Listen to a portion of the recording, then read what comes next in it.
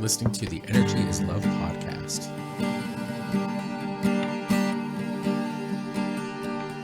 I make some noise. No. I still remember it. We're just going to do silent dancing the entire episode. I can Interpretive dance.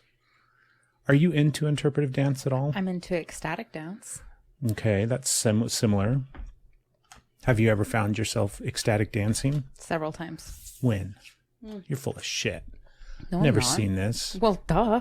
Bullshit. Don't do it in front of you. Fucking fake news right here on the old ELP. That was rude. I'm teasing, of course. The first time was in that women's retreat I went on in Sedona.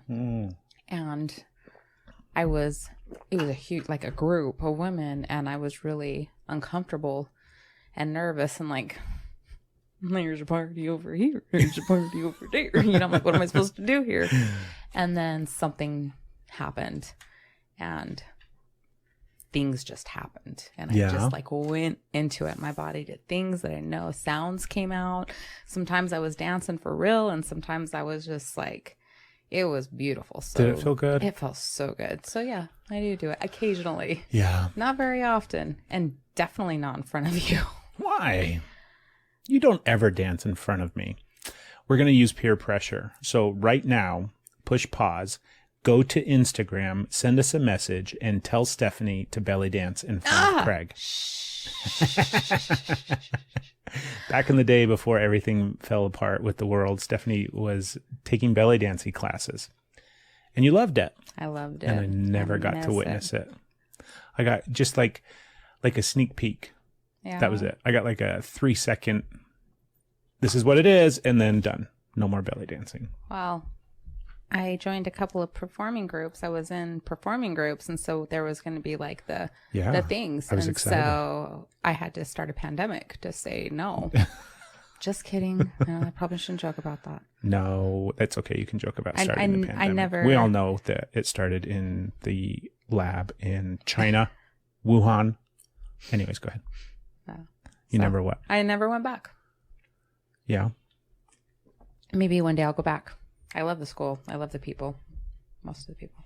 We were talking about Saturn before we started recording. Steph's also in the middle of a astrology class. Yeah, I'm so excited.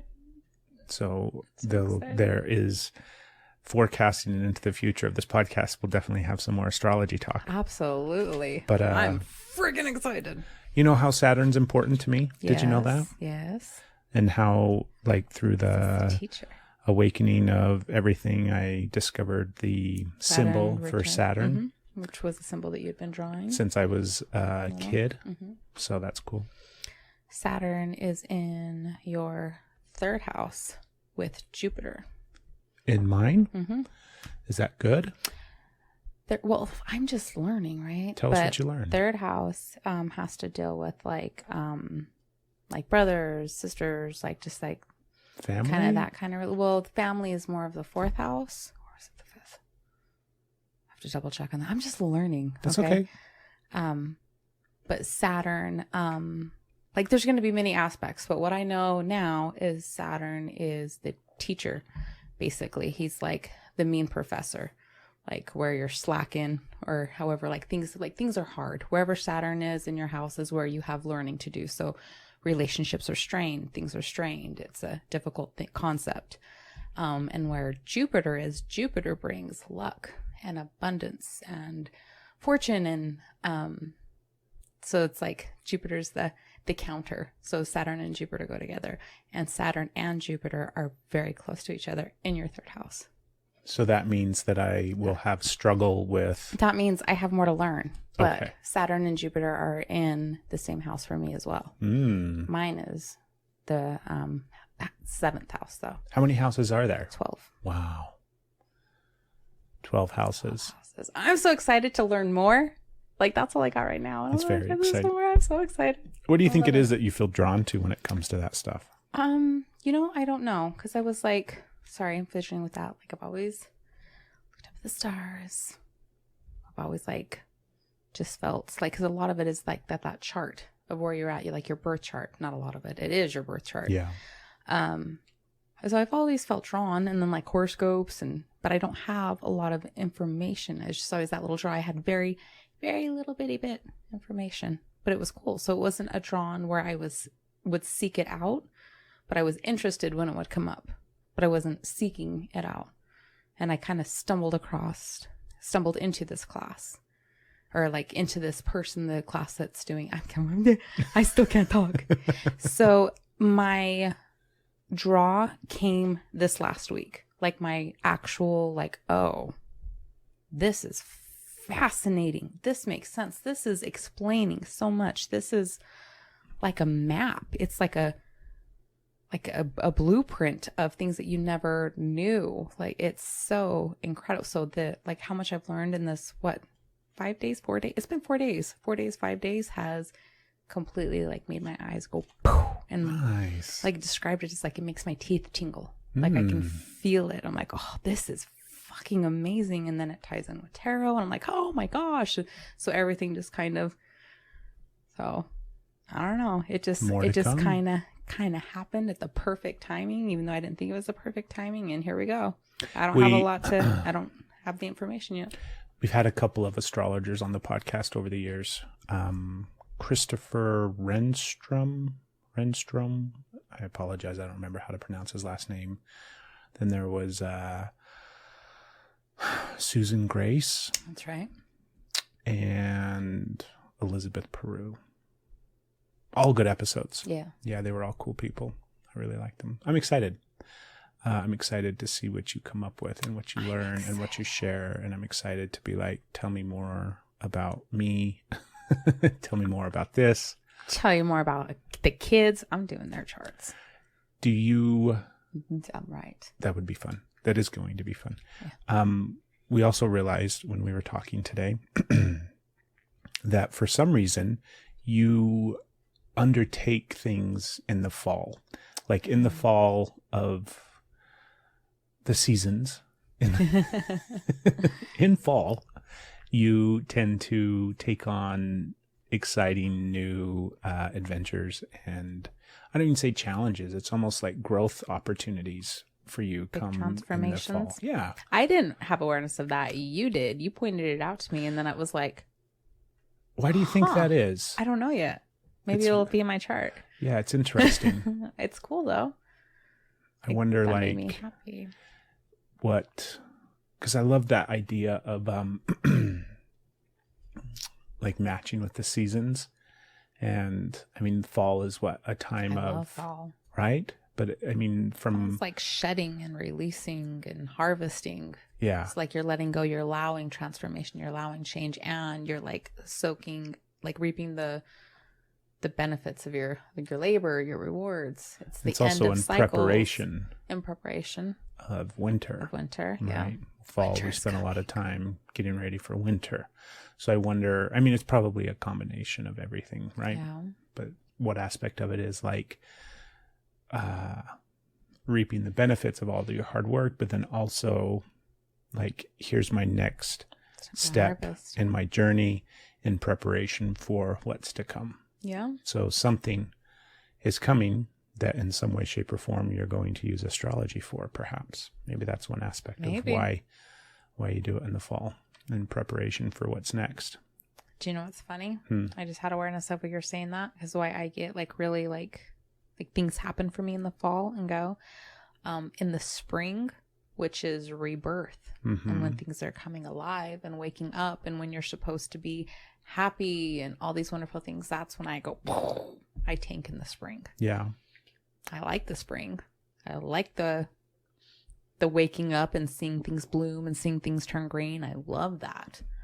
But my mood, my energy levels, I crash in the spring. On last week's episode, you talked about how you can accomplish anything that you put your mind to, but then you accomplish it and immediately like, well, I'm never doing that again. And then you like stop whatever that was, and then you push away from it and you don't do it.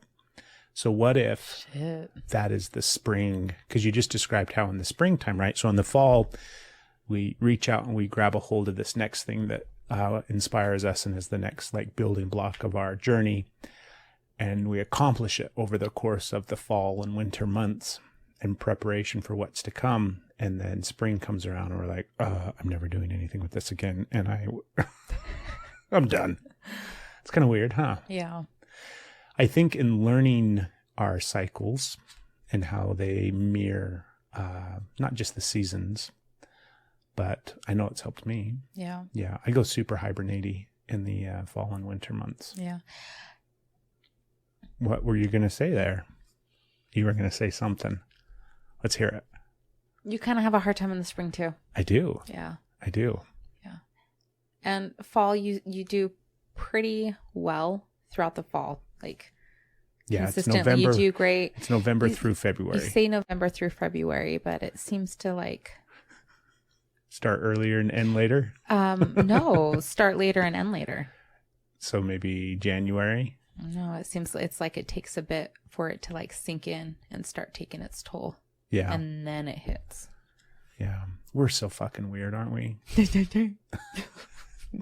We are. There's a bunch of fucking weirdos here. We are. We're wackadoos. No, you don't understand, because in the winter time is when I feel closest to my wolf energy. Yeah. And wolves are running around in the winter. They're not hibernating like bears. That's true. So I'm out running around in the winter and in the I'm cold. hibernating.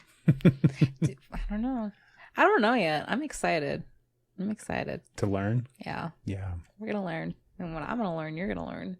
It is exciting. I've already printed out your chart and started like doing stuff Have on you? it. Yeah. Chart away. Yeah. Go to town. I'm going to. Yeah. I'm excited to learn more.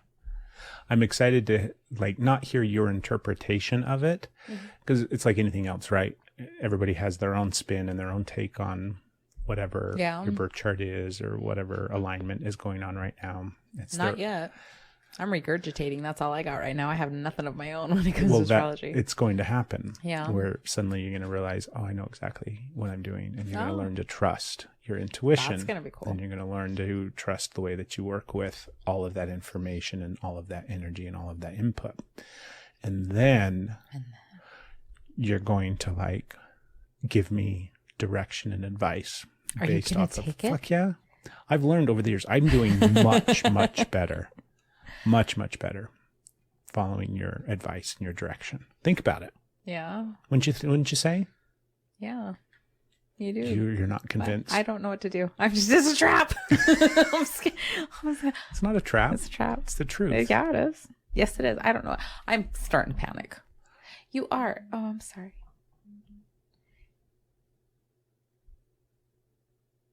Pause for the scam likely phone call. Yes, I stopped it. I bet it had something to do with your vehicle warranty. Probably that or DirecTV or my social security number. Did you get my text the other night when I told you that I think I worked for DirecTV? Yes. Was that weird or what? I thought you were very weird for that. What now? I just realized. Realized what? I thought you put something in your pocket. And then I thought we were going to have that together. And then I think. I have not elevated yet. Yeah. Yeah. I haven't. Okay. I'm waiting. It's right there. Okay. Off camera. Where the people watching cannot see. Cannot. I think I used to work for DirecTV. Why do you say that? Because I saw this commercial the other night, and it was for Did like you see yourself in the commercial? No, it was for like their NFL Sunday ticket. Okay. Right.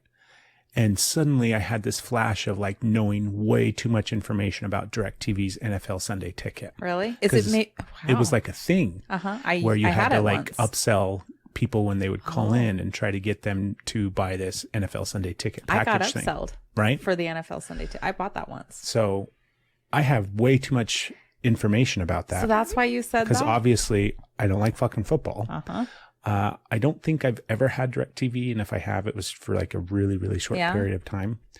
And so we have a DirecTV satellite. Yeah, because I transferred my DirecTV here. Did you? Uh-huh.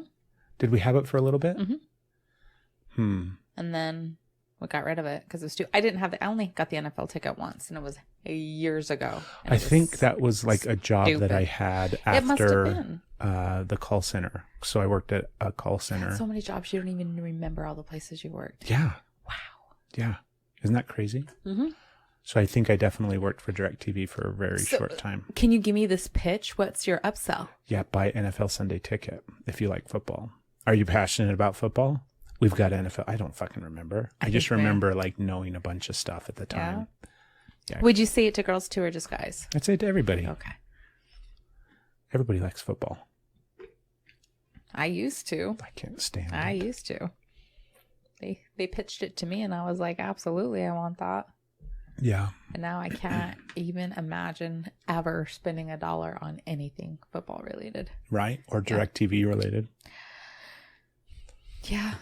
Yeah. Is there a part of you that wants DirecTV? No. I thought about it for a second. I like let that go. Like, I don't know. There's channels that I would like to have. Like I miss having I think we have National Geographic now on Disney Plus. And I actually don't watch it. I miss the Discovery Channel, but when I watch it, I don't think so. It's all garbage. It's freaking sugar. Yeah. It's sugar. Yeah. Because my brain was just crack like, cocaine. maybe I want Track TV. I don't want Track TV. When I travel and I'm sitting in hotels, flippy changey on the old boob tube, I'm like, oh my God, all these channels. I'm so excited. And then 5 minutes later, I'm like, this is the dumbest fucking thing ever. There's just more channels of nothing to watch. Yeah. Nothing I'm that like, interests me. Give me HBO, and then I'll just sit and watch episodes of Soprano. Yeah. Yeah. I just got tired. I'm sorry. You're okay. So you used to work that. I'm glad you like that came back around because I remember that text, but I was just like, you were really elevated at that time and you kept telling me things you got stuck watching. And so I was like, oh, I was away when I told you this. Yeah. One. So I was like, okay. I just like wrote it off as there was something terrible you that I got saying stuck watching. What was it? Hannity. Oh, yeah. Yeah.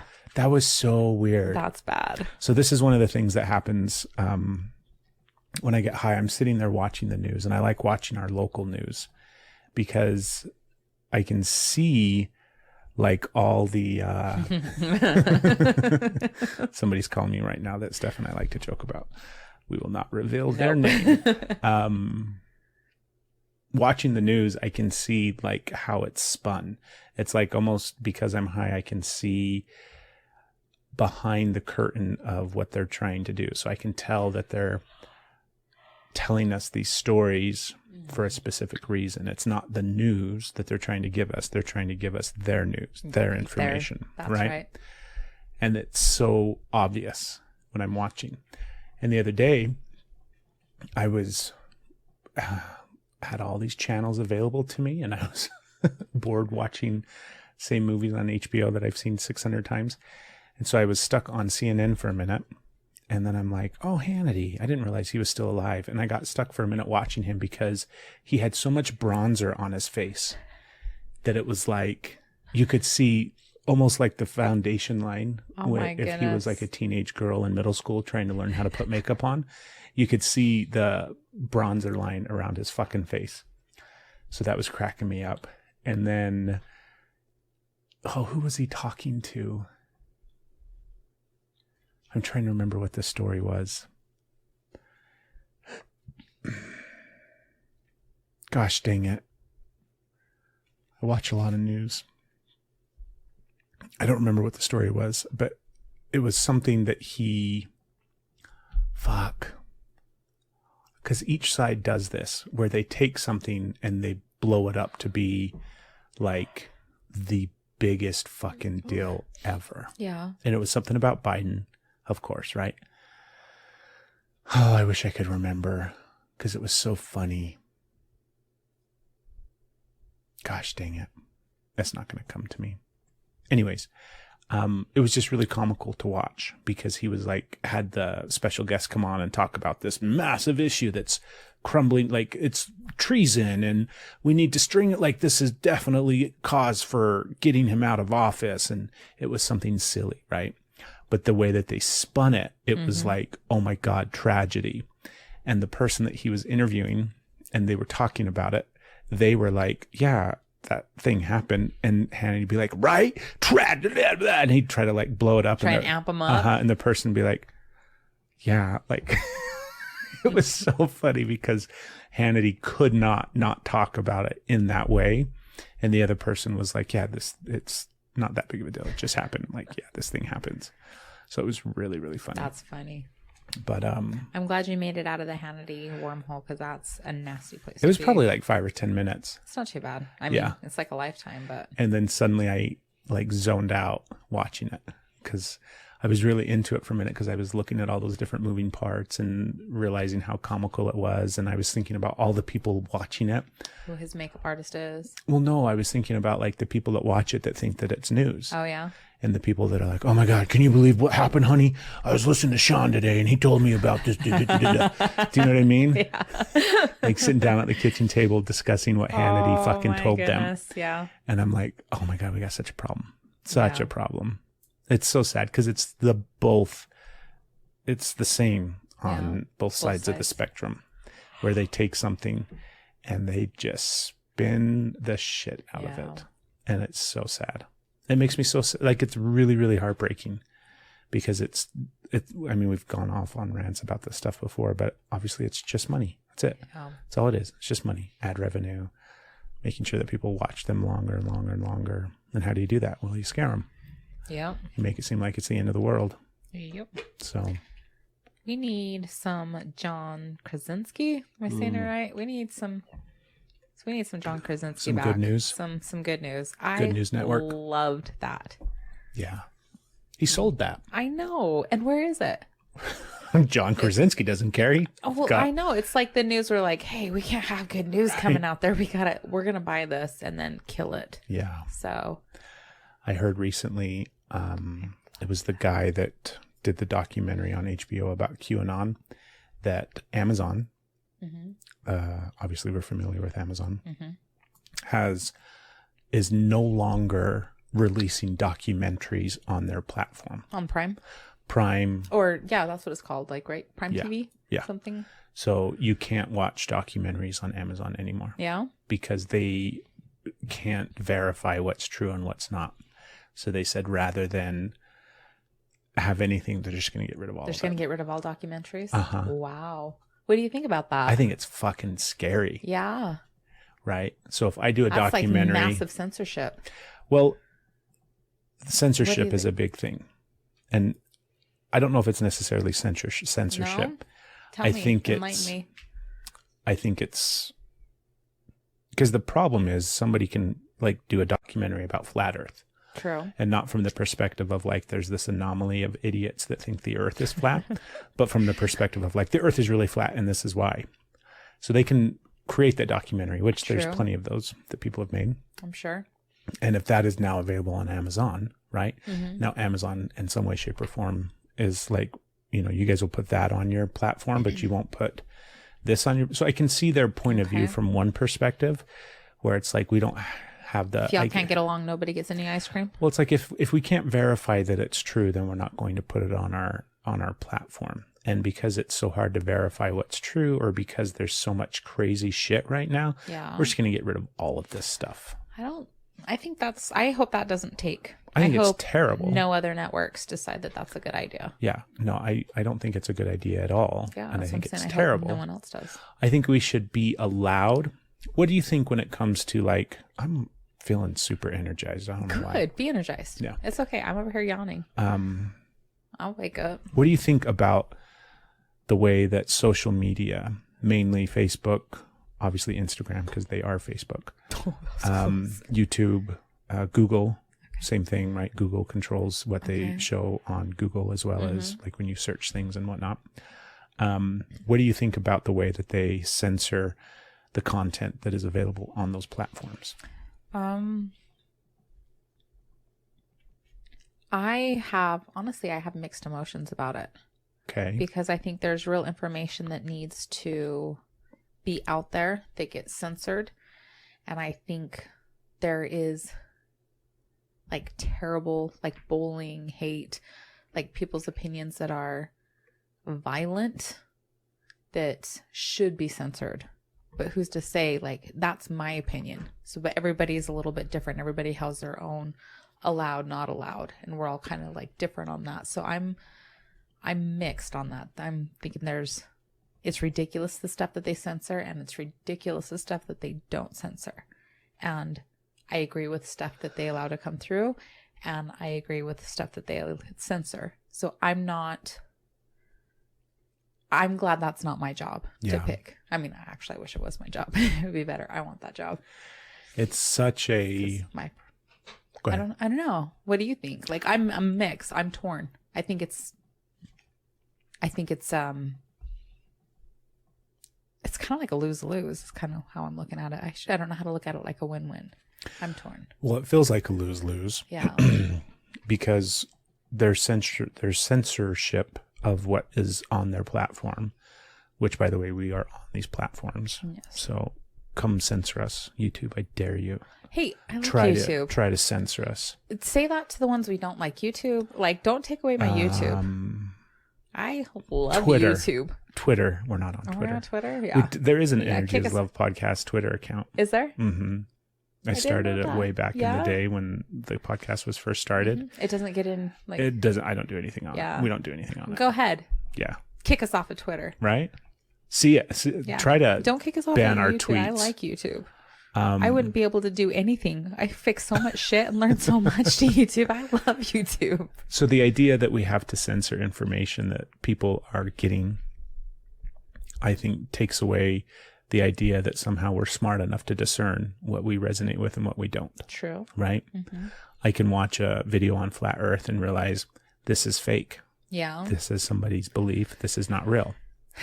Right? Okay. And I have the ability to do that. And if somebody doesn't have the ability to do that, we shouldn't take away their opportunity to figure out how to do that by censoring them.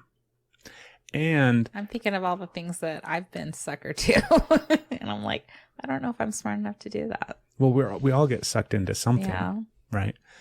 But part of the problem comes in when it's like hate speech, or they brought up a good point recently on, I don't remember what episode of Rogan it was, but they commented on Trump is banned for life from Twitter. I think that's fantastic. The Taliban is currently on Twitter. What? Yeah, they have a Twitter account and are able to tweet and send out information. So explain that one to me, right? How are we banning Donald Trump from Twitter? Rightfully so, but yet the terrorist organization, the Taliban, is allowed to have a Twitter account. I don't understand. Doesn't make any sense, right? Is that fact? Yeah. Seriously? Yeah. Like, that's fact. Yeah, we could pull up the Taliban's Twitter account. Are you fucking kidding me? No. Wow. That's the problem. That's a big problem. That's a huge problem. Do better. Or just stop doing that stuff. Allow everybody? Yeah. No. The only thing that I think should be taken off of platforms are things that are illegal. So I think terrorists are illegal. Right? Terrorism. Donald Trump, I think, is also illegal. But if the Taliban, I'm not sitting here arguing that the Taliban isn't a terrorist organization. Yeah. But if we're going to fucking allow that. There are organizations that get labeled terrorist organizations that are not. That's true. So we can't just say terrorists can't be on Twitter, because who's deciding who's a terrorist and who's not? I think that's, oh my hell. So I'm talking about, like, we should come up with, and by the way, we already have done this as a society, but we should come up with like laws of what's legal and what's not. And if you violate that law, then that should be banned. Like, you should not be allowed to be on that platform. Yeah. And that content should be taken off. Violence, inciting violence, criminal acts, hate speech, hate acts, speech. Hate bullying, speech is touchy, right? Discrimination. Because there's a difference between hate speech and freedom of speech. I think hate speech should be allowed. Think hate speech should be allowed? Absolutely. Why? Because you should be able to say whatever you want to say. I guess there is that, but I don't agree. Like, that's honestly, that's a twisted one, because I agree with freedom of speech, and then I'm also like the people that are like racists and like I feel like no. But our Constitution allows those people to meet and assemble and say whatever they want to say. Yes, that's true. So they're not breaking the law. So why shouldn't we give them the opportunity to assemble and communicate with each other? Because it also sounds like you're pro-racism the way you're saying that. I'm not pro-racism. No, you're not. But that's like how it's saying in poor like so many. Like we've got fucking black flags in our neighborhood. For example, like that's like, and they're not Black Lives Matter flags. No, they're not. I would be proud of our neighbors if I could see some of those flying around. For example, not in this neighborhood. We are, I suppose, in the spiritual community in some way, shape, or form, in a sense. Not religious, spiritual community. And we are a part, not necessarily, but we follow spiritual community pages, YouTube channels. Like we're into that type of stuff, yes. Right? What if the powers that be suddenly decide that that's like spreading misinformation because it's going against science? It's going against.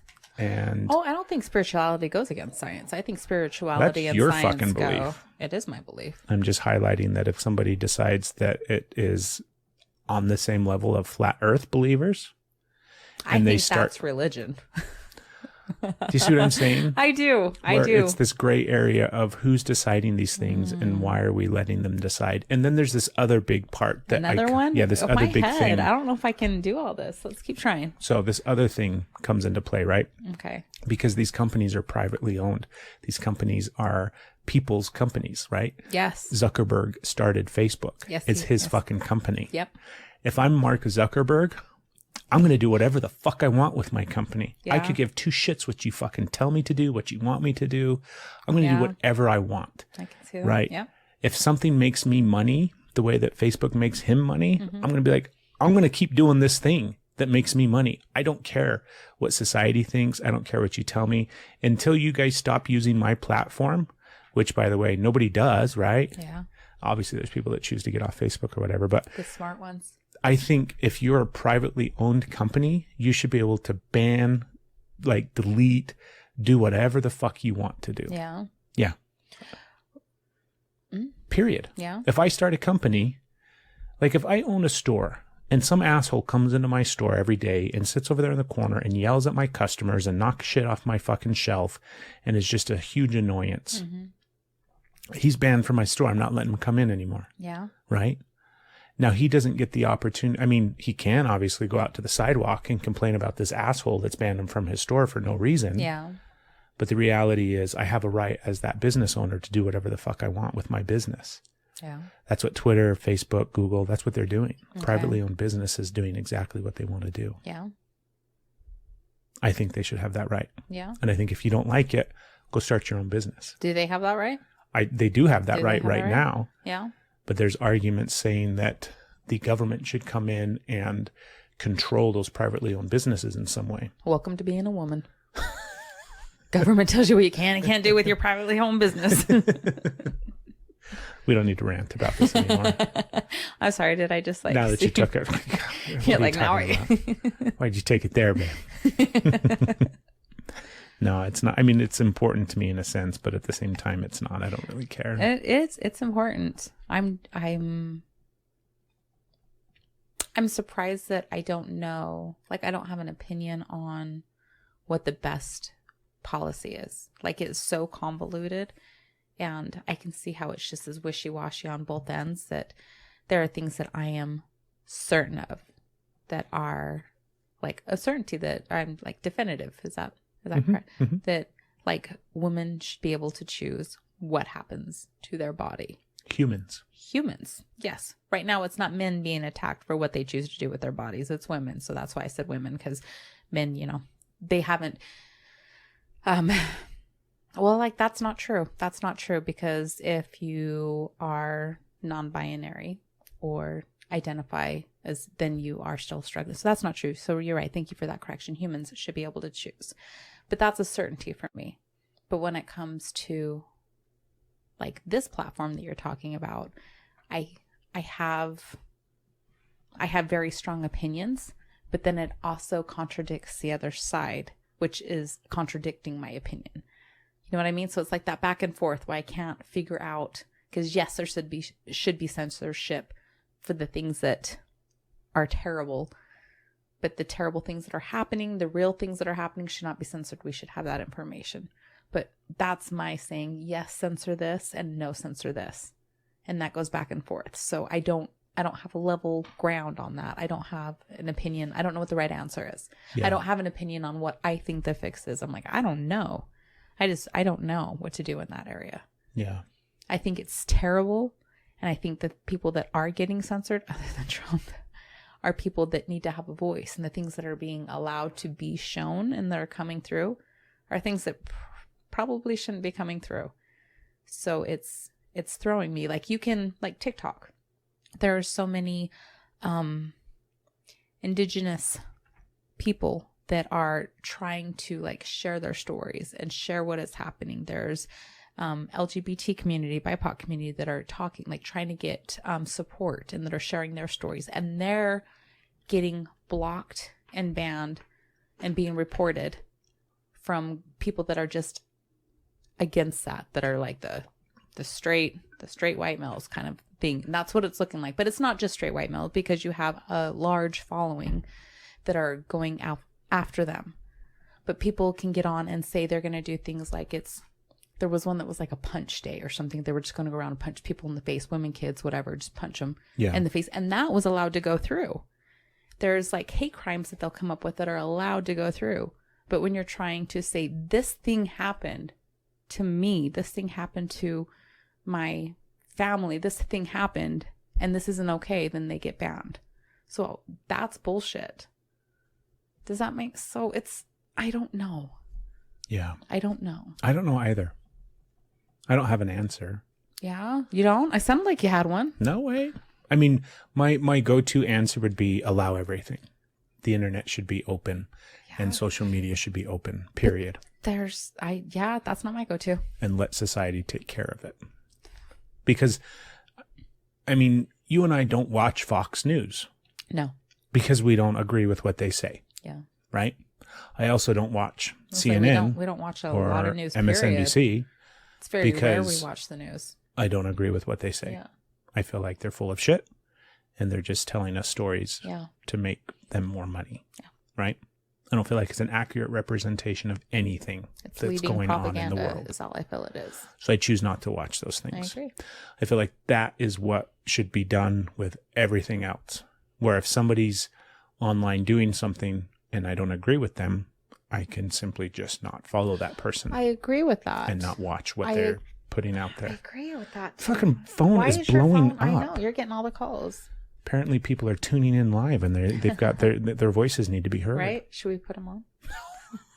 You're live on the podcast. I mean, it's not live, but it's kind of. So that's what I think. I think it should just all be allowed.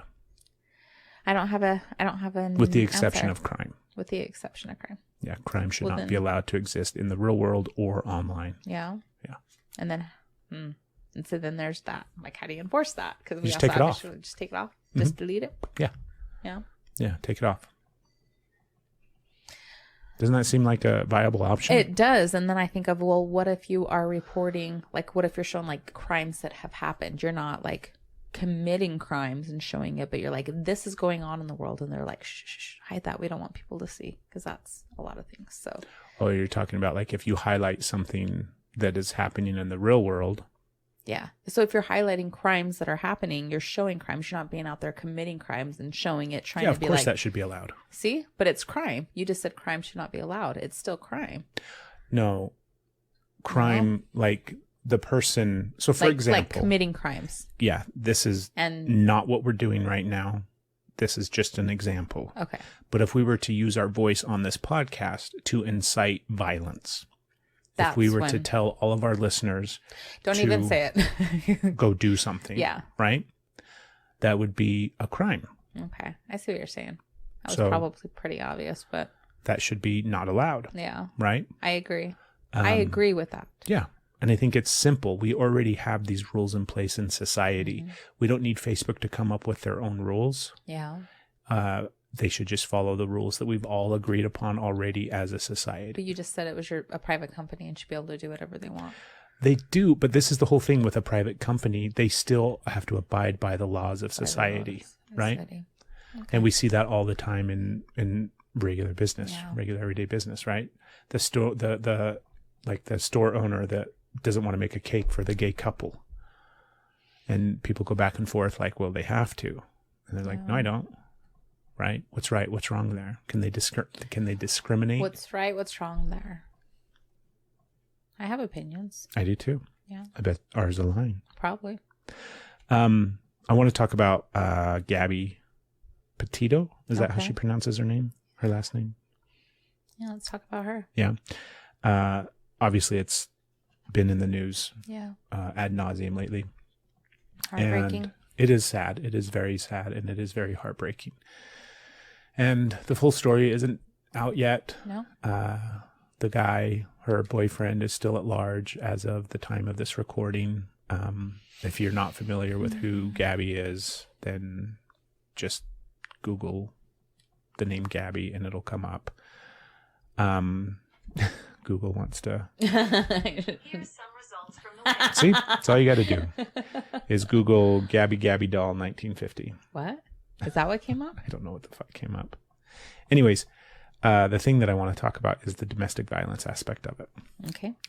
And I've only seen very little discussed about the domestic violence that took place in their relationship, in her and her boyfriend's relationship, that people are interpreting as domestic violence from the footage, specifically like the body cam footage from the Moab Police Department here in Utah, and some of the other things, some of the other reports and things like that. Okay.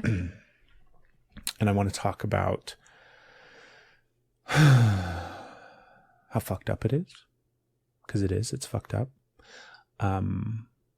Also the perspective of a former law enforcement officer, which I was. And so the idea is there's this dash cam footage, not dash cam, it's body cam footage of a police interaction that this couple had, I don't know, a week, 10 days, maybe 2 weeks prior to her disappearing. So prior to her being murdered. Yeah. And you watch the footage and she's very apologetic and she's defending him, and the police Saying she was being mean. Yeah. Taking all the fault. Yeah. Mm-hmm. So there's all of this behavior that she's displaying in this body cam footage that is not designed, but it's painting a picture of no domestic violence, that everything's okay. They just had a disagreement and that's really her fault. Right. And then you see the behavior of him and how he interacts and how he engages. And the argument is that the police should have seen through that and should have done something different. And having been a police officer and having been on calls exactly like that, the solution that the police came up with, because they didn't have enough evidence of a crime being committed, so they couldn't arrest her boyfriend. I think his name's Brian. So they didn't have any evidence to charge anybody with anything. And so their solution was advising the two of them to separate for the night. Yeah. And there were so many times that was what I did as a police officer, where something had happened, some sort of argument or disagreement or fight, and there isn't enough evidence of anything. So you legally can't do anything. Correct. Yeah. So the solution is just this generic, you guys should separate. Because that's the only thing you can do. Yeah. And that is heartbreaking. That is heartbreaking. But it's sad and it's frustrating. But it's the current state of law enforcement, and it hasn't changed. Yeah. And it also, there were times where the only thing that's changed, if I'm, correct me if I'm wrong, is that if they can see, because it used to be that whether it was the woman or the man, whoever was being assaulted would have to press charges for it to happen. Like they could, like it's usually the woman's, we'll just stick with that is, they could see her like just beat up and she could say, I'm not pressing charges, and then they couldn't do anything. So they changed that to where now if an officer has enough information, they can press charges and they can still like correct do it. So that's the change. But if there's not enough even though they know something's off, their hands are tied. They Correct. can't do anything. Yeah. So like, That's correct. and I could be wrong here too. I mean, it's been 5 or 6 years since I was a police officer, and they change laws all the time. Yeah. And the laws are different in every single state. So take what we're talking about right now with a grain of salt. But for example, if I get into some sort of fight or altercation, somebody beats me up or something like that, right? And the police show up and they get statements and everything, you know, the police do to investigate what just took place. And I say, I don't want to press charges. The police officers aren't going to do anything.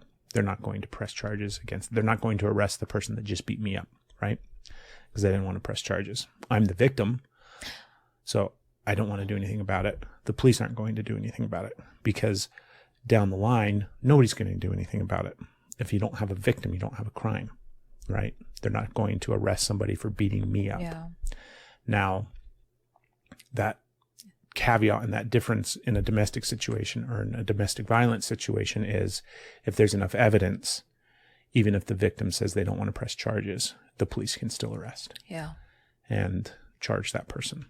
But you and I both know from professional experience as well as personal experience that oftentimes doesn't solve anything. Yeah. The arrest of somebody and taking somebody to jail isn't the solution. Sometimes it is, right?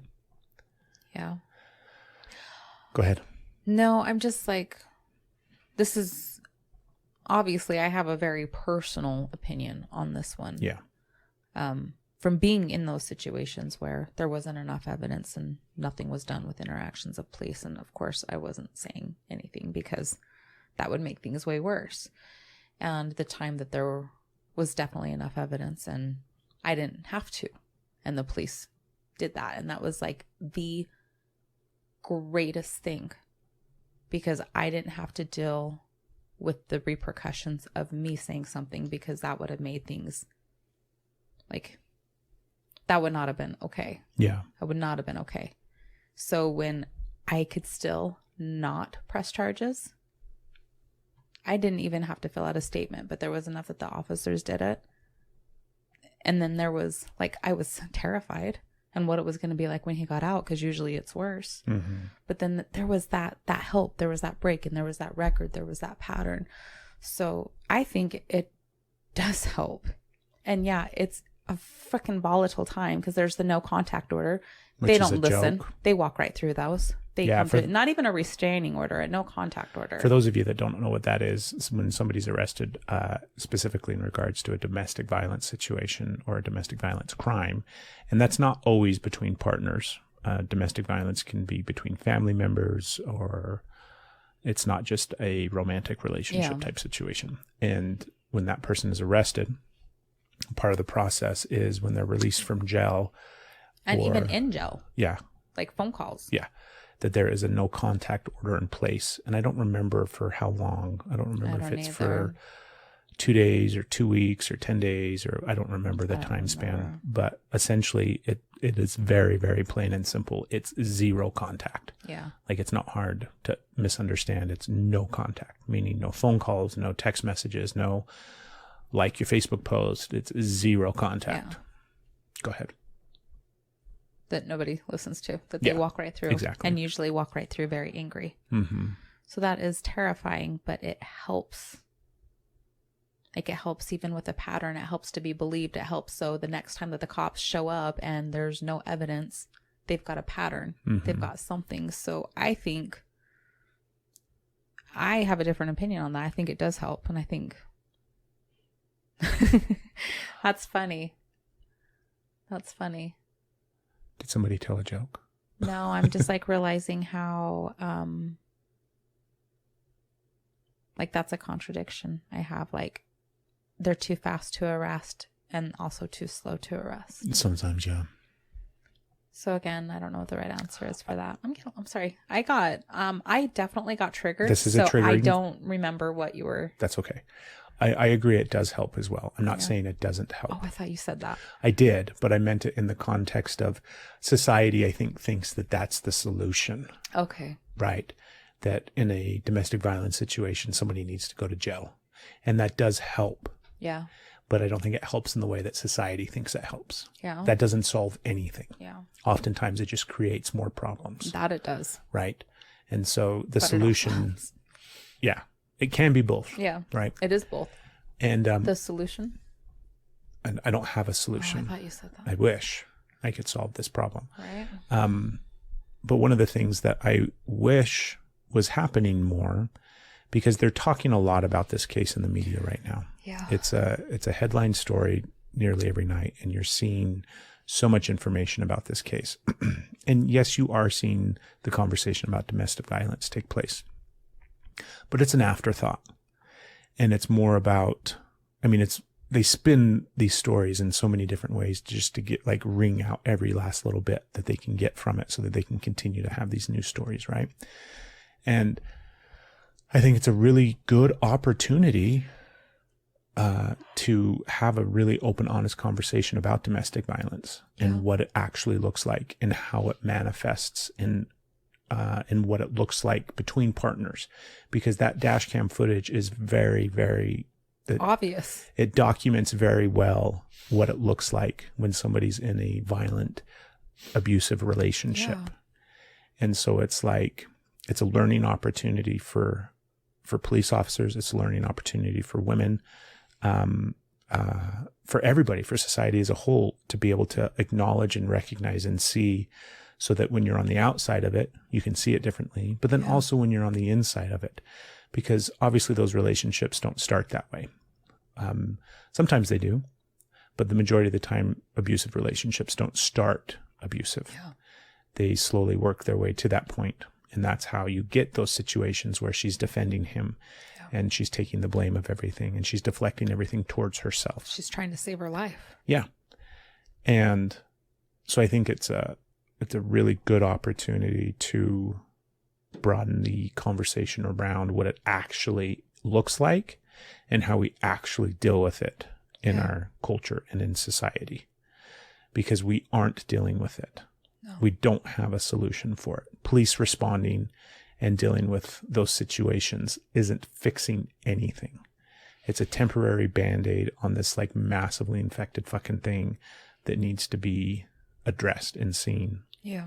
So that's the only thing I wanted to say. Like I said, I don't have a solution other than we need to have a bigger conversation about it. And it needs to be looked at in a much more, not just broader sense, but a much more like direct to the point. This isn't something, I mean, it is clear as day that that is what was going on. And pretending that it's not, or spinning it in a different way, or, you know, all the other things that people do to justify that behavior and that action, or to explain it away. We just need to fucking stop that. Yeah, stop. I agree. Right? We just need to stop. It was 100% a violent, abusive relationship that resulted in that young woman dying and being murdered. And that's ridiculous. Yeah. That shouldn't happen. Nope. So it's like, we just have to do a better job. And I wish I had a magic bullet and a magic solution to fix it all, but I don't. Oh, I wish you did too. So I saved that till the end for you, because I knew obviously that was going to be triggering for you. And but I thought that it was important as well.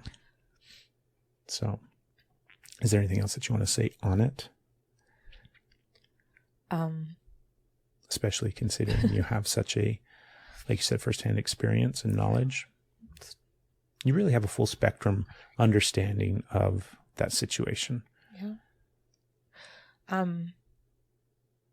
Society needs to step up, say something, do something, be better at believing. And like I've heard from women, and that just baffles me. Like, why don't you just leave? She should have left. What, do you like that chaos? You must like that drama. Like, what the fuck is wrong with? So women out there, if that's you, like, you need to stop and be supportive. Men, get involved. If you see that, do something, say something, don't let it fall. And if you're the victim, that's a terrible word, and I know, and I'm sorry for saying that, but if it's happening to you, like, keep reaching out for help. Just try to reach out for help. Just try. I don't know. I never fucking said anything. And I know people that don't say anything. But it doesn't get better. They're not going to change. It is going to continue to get worse. And there is life on the other side, and you can make it. So keep trying. Keep talking, finding support. Start with somebody you trust. Start with safe. Like, find somebody. There's somebody. Like, just... Like, I'll listen.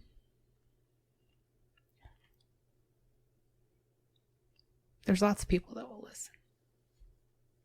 No matter what you've believed, you don't deserve it. And it's not your fault. It's not your fault.